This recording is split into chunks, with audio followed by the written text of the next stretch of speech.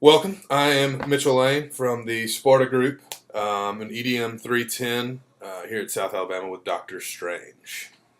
Sean McPeak, EDM 310, Doctor Strange. Jeffrey Brazil, EDM 310, Doctor Strange, same as the others.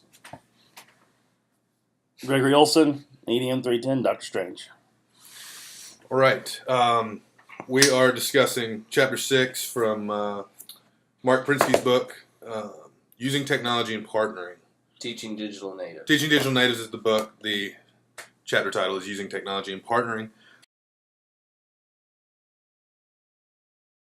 First one, what is the role of technology in partnering? First, we needed to look up partnering and actually see exactly how he described it.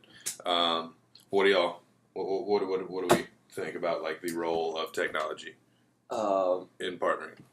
Well, with technology, and I've said this before, I think the biggest thing about technology is that it helps create a personal learning network, which is what I think I said before.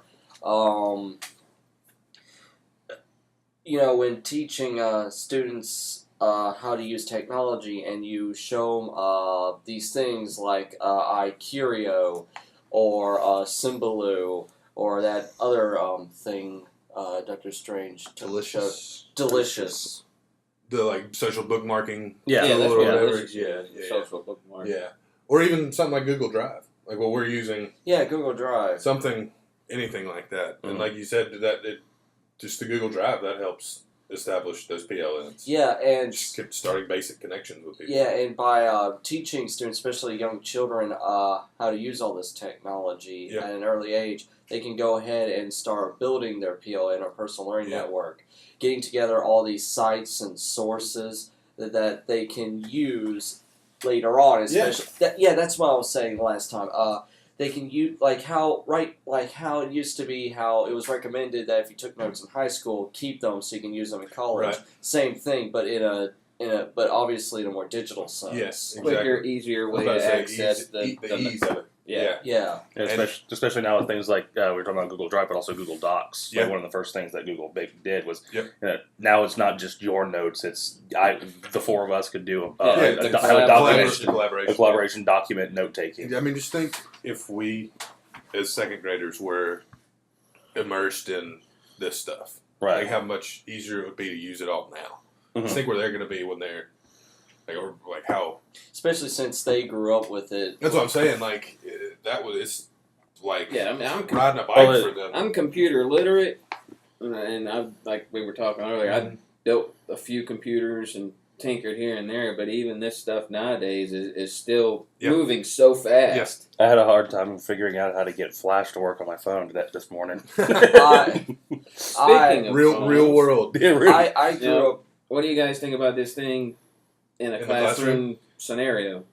I think we're all for it in a way, Yeah. but you gotta keep some control of it. If there would be a way to basically, if phone companies would effectively make like a cell phone for schools, like disable text messages, disable the calling Like, feature, and I mean then it'd be like Create a jamming app for teachers so Yeah. they can like Like a really simplified cell phone, like how years ago, the Jitterbug commercials, Jitterbug, where they made a real simplified cell phone for the elderly, that it was just like this gray thing with numbers. Mhm. That was it, something Yeah. like that. but then what would be the difference Yeah, between well- it and a well- PDA? yeah. Why would you need this if you just have a Right. I mean, iPad or something? But that, well, also you could stick it in your pocket, but bottom line, more mobile. You know, the older I would assume, the older the students get, the more they're going to be tempted to use it for other things. But we talked about like having like a secure internet, like good IT department that Mhm. has firewalls and stuff set up to keep students from getting on distracting Or sites. Yeah. they Because when it can- becomes a distraction, that's when it's not conducive. And to I don't know if it's environment. possible right now, but when I was in high school, they had a computer lab, and the teacher in the computer had like a master computer where she could somehow monitor all the Monitor computers. everything. So I if think you were there's doing software something, out there There's like definitely. But is there one for cell phones? That's what I was That's- asking. Well, I think it's for anything that connects to Yeah. that particular internet. Okay, Uh, I mean, that'd be interesting. and we could figure out we could figure out different ways A to way. put it in mind. Because I remember, like, even when I was in high school, a friend of mine was playing Super Mario on his calculator. oh yeah. yeah. I mean, Graphing calculators. yeah, graphing Oh, heck calculator. yeah. No, I distracted myself in physics a lot with a graphing calculator. So the issue is like one of the issues is even with that is students are going all like you're not always going to be able to have full control Yeah. over, especially since they themselves we're talking about those second graders, they're going to be more literate in computers Yeah. than most of their Yeah. teachers, so they'll know the back doors, they'll know things like that. Like, I mean, when we started, when I was with the Faith Academy, and even when we were doing, we Mhm. had, they had special lockdowns. You couldn't open up My Documents. You couldn't do things like that. You can only stuff like that.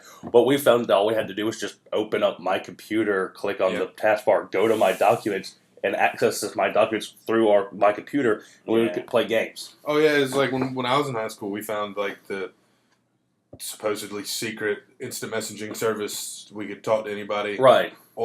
in the school that was an employee or a student. And, we Kids even don't- back then when it was so simple, we found ways around it. And when I was at Daphne, they all have everybody in Baldwin County has either the iPad or the Right. MacBook Air. And the teacher I'm shadowing was saying that within the first couple weeks of it, I mean, they were already finding ways to using that AirShare thing, like for tests and stuff. Like they would do it like that, and people they have some way to monitor that. Right. That's what I'm saying. So I don't think it's necessarily an issue about blocking, more as monitoring. Well, see if what they could do with that is if you go with the project based learning like we're learning about here, whereas the students take a major role in their education, Right. leaving time for the teacher to go place to place, Yes, and keep an eye, and make keep sure. an eye on what And- they're doing and making sure they're Like- in line. Like, using the technology is the student's job. Teachers there just to Right. kind of chaperone Mhm. and Guide. and guide. Yes, and Not necessarily he know even calls all it the like a ins coach, and outs. Yeah. like a Which- coach training them to get to the point where they master it. Which is something I kind of disagree with. That at least I'm not real happy about. That's going to be the role of teachers. What in the guiding future. and not teaching? Yeah. I said this in a blog post earlier. How I'm really not fun. Don't get me wrong. I love the idea of technology. I think it's I great. remember reading that. But I mean, this is like sci-fi stuff going on. Yeah. Pretty much. That's why I'm happy for it. But yeah, as a teacher, I'm not sure how I feel about that being. shift from Yeah. actual teaching. So getting just. But the issue with that, I mean, I agree, but it's something that we've got to we've got to accept the fact that the role of a teacher is not the same anymore. It's not blackboard. It's not blackboard. One school room. We're going to write mathematics on the board. Everything like that. It's Right. if a student really wanted to learn physics, they could go and look it up online. and They I could love find But our job is to our job now has become the guide them, to show them where to find the information, Yeah, teach them how to that's what use he the said. information. Right Which, here which is that, fine, but I which is fine. Like I said, I'm not saying this is a bad thing, Right. but I just feel like I just feel like I'm trained. I'm not trained to be a teacher. I'm trained to be a glorified IT. Well, the definition for teacher is changing, and like how we're discussing about how Mobile County is being very slow Right. about accepting Yeah. the role of technology. Yeah. It's because people aren't wanting to. they're wanting to hold on to Right. what they know and they're comfortable with. Right. change is very uncomfortable. Well, and that's for everyone. like we're talking about with this shift in the role of the teacher. We're adapting to the change of the student Yeah, it's almost like because we've got to which is something I understand because I know the student comes first ultimately, Right. and you'll have to adapt. I'm just saying that. But that doesn't mean we got to be Right. 100% Well, Yeah. gung ho about it. An example of like a way that a teacher can still teach today, still teach today even with technology, is you have I'm assuming that we all have higher critical thinking capabilities than we did when we were in high school, 5th grade, and stuff like that. Hopefully. Hopefully. Yeah. But we could take that and we could find the questions that are okay. Not the basic questions like why is this important, but how could this be used? To what extent is this necessary? Is this piece of information that you found what truly is? Can you trust the source? What can you do to figure out if you can trust the source? Yep.